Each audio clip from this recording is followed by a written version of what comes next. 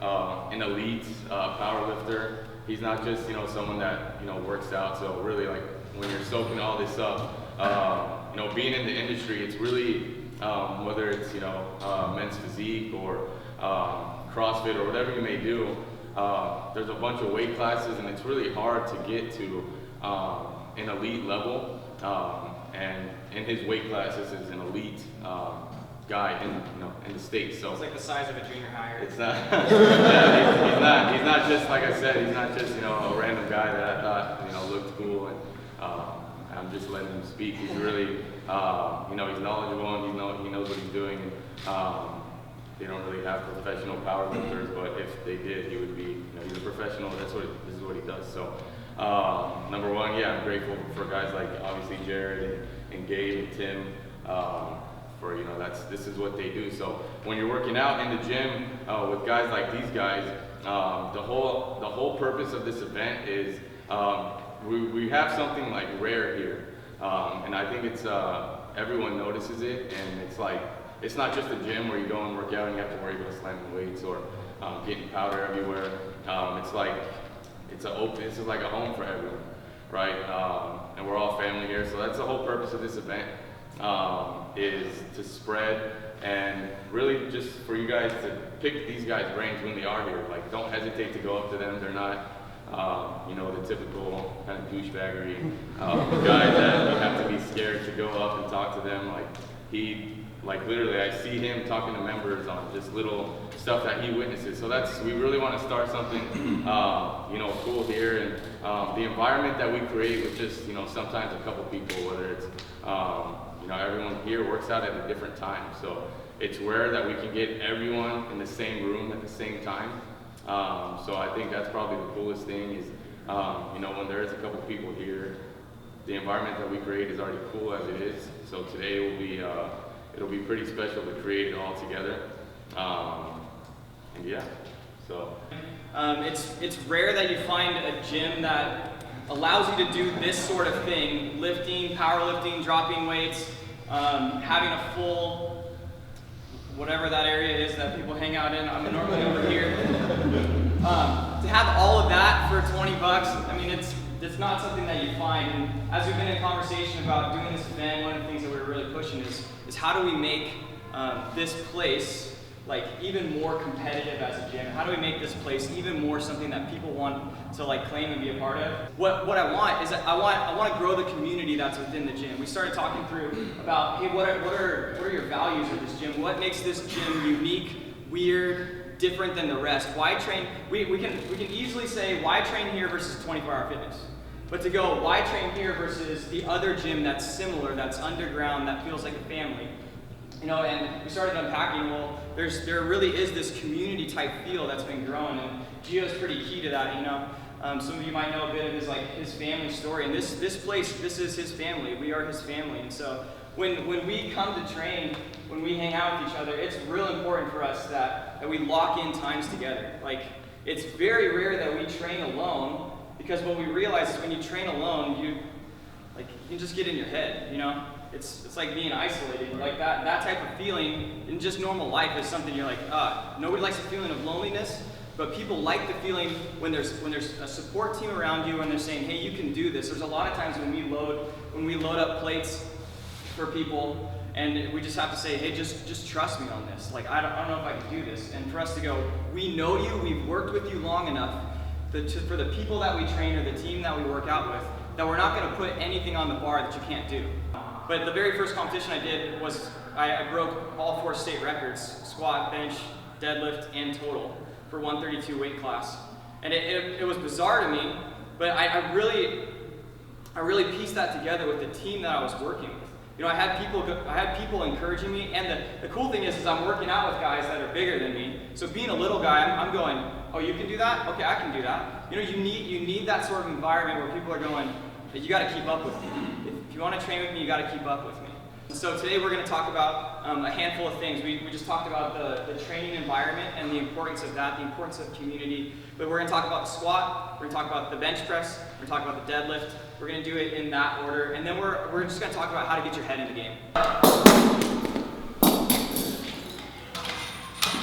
What we train people is we train people to do a setup exactly the same every single time. What we mean by this is we want, when you walk up to a bar, we want it to look, if you were filming a video, every single time you walk up to a bar would be exactly the same.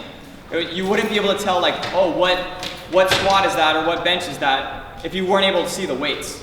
Because what we train is, at the beginning, we want to eliminate every factor that would go, why did you miss the lift? We want to eliminate all of those little factors. We always drive it as far in on the rack. I see people who squat like this, and that right there produces wiggle, and when you drive in, it makes it loose. Now all of a sudden you don't have something to press against. And so we always drive it into the rack, and so that way we can push against it. And what you'll notice when we drive in is, you saw how aggressive Gabe was. You saw like that bar's lifting up, right? We're trying to get as much pressure, get it as buried as possible into our back.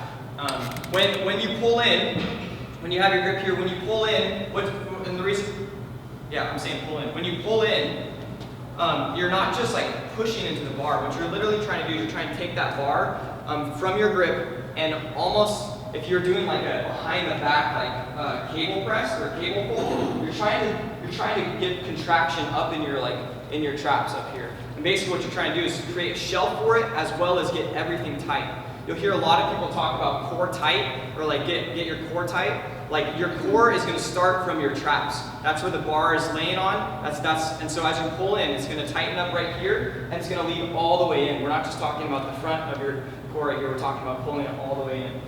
So as you drive in, we'll have you pull into the bar, and then from there, once you get it tight, you want to make sure that you never get a moment of looseness. So I see people who drive in, and unless this is advantageous to you, then because it's actually advantageous to Tim, you don't want to continue driving in like that. That'll create looseness, but Tim knows how to retighten. So for most people, we try and train stuff as simple as possible. Once you drive in, then you're set. So the big indicator of when somebody is benching wrong is based on where their shoulder positioning is. And so you'll see a lot of people when they get on the bench, they'll bench like this, and they'll start almost with a rounded back right here. They'll start with their arms long, and the thought is, oh, I'm trying to work the longest range of motion to work the most muscle. And so they'll start long and they'll end up pulling in, and about here, they'll realize they can't go any further or it's too difficult to pull in any tighter. So what we want to teach is we want to teach people how to get their shoulder blades tucked. We want to teach people how to get this press back and how to engage their lats into the lift. The bench press most people think is just a chest and arm exercise. When the lats are involved, then it becomes one of the strongest lifts. Once you get your feet planted, what you're basically trying to do is you're trying to dig your heels into the floor. And as you dig your heels into the floor, you're miserable. Yeah, and for Tim, it's the balls of his feet. He's on the tips of his feet instead. Raw stuff. And so he's trying to drive his feet into the floor and basically transfer leg drive energy this way. And so as he drives, if you were actually to feel like his quads, like they're fully flexed right now. They're like denser than when you'd be doing a squat. And so that's where I'm going. My legs are so tired after a bench. So unrack. And then show them a bench press without leg drive. I mean, I know that you're tight right now. I screwed you over. You said no leg drive. Yeah, so show them no leg drive, right? You kind of see the bar path. If you're looking at it from the side, it's basically going like this, and then curving just slightly. When you add in leg drive, the bar path is going to change drastically to up and back. It's going to land over his neck. So when he has intense leg drive in, like you can see his entire body shaking from his legs to his core and this is just 135. You see the difference of it. He's not like trying to, when he was benching poorly, it's not like he was trying to bench slow. Is a sumo, you want to start with your hips going back, you want to drop to the bar so that your positioning ends up like this. What we see a lot of people do, the conventional, your hips start here, right? We'll see people pulling with their hips way back like a conventional and trying to lever it all with their back. So we'll get to, the two styles are very, very different. You're using the same muscle groups, but they're different in how they're executed. So as we walk up to the bar, the first thing that we want to do is just make sure that it's centered, make sure our plates are checked. We already did that. And then what we want to do when we start the lift, this is one of the things that people forget, is the first thing we want to do as we go down to the bar is we want to pull the slack out of the bar. What that will basically look like or sound like is this. This is really light for Gabe, so you'll hear the bar make noise. You hear it get tight. So when he drives off the floor, it'll be quiet. There's no noise. Now make it to where you don't pull the slack out and there's noise on the bar when you start the lift. Now do it without jerking.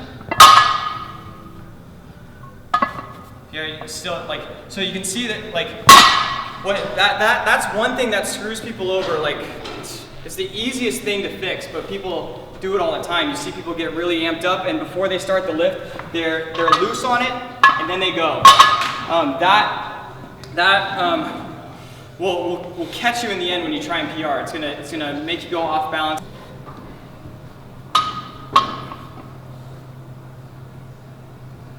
Yeah, so you can see the lightweight. He's taken off the ground. He pulls in. See his shoulders drop. And yeah, watch your toe.